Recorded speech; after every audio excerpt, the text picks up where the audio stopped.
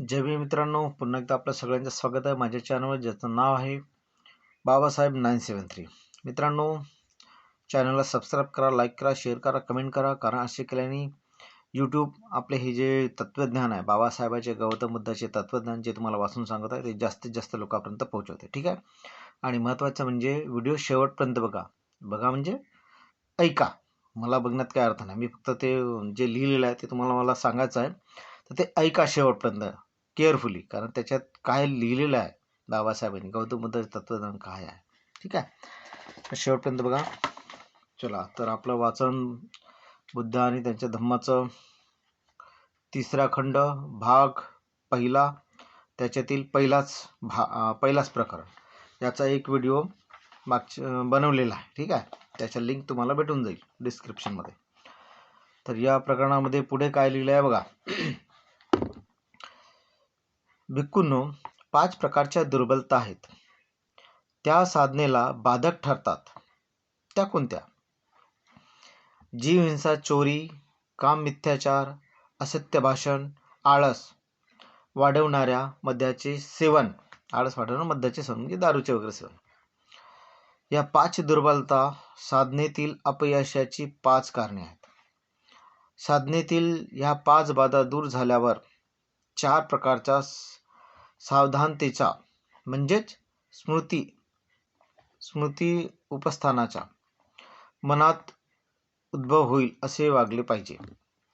एक भिक्खू काहीच्या विषयी कामानुपස්සना करीत विहार करतो, म्हणजेच जीवन व्यतीत करतो. प्रयत्नपूर्वक ज्ञानवान होतो.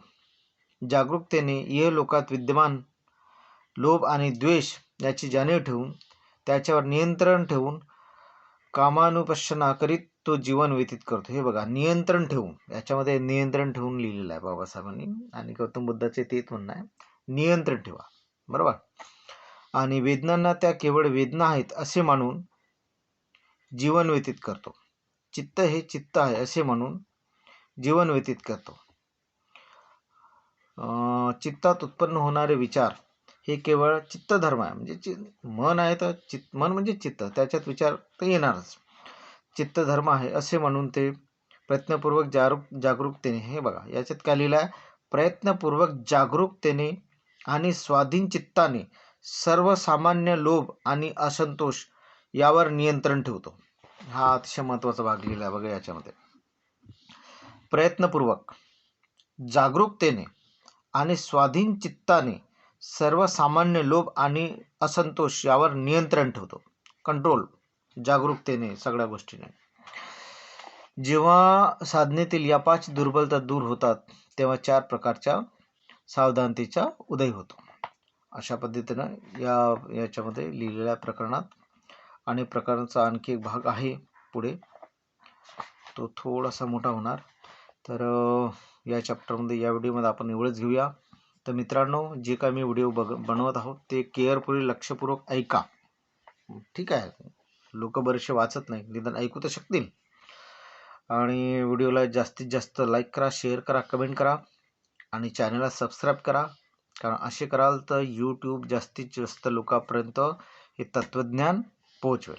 ठीक आहे, धन्यवाद. जय भीम.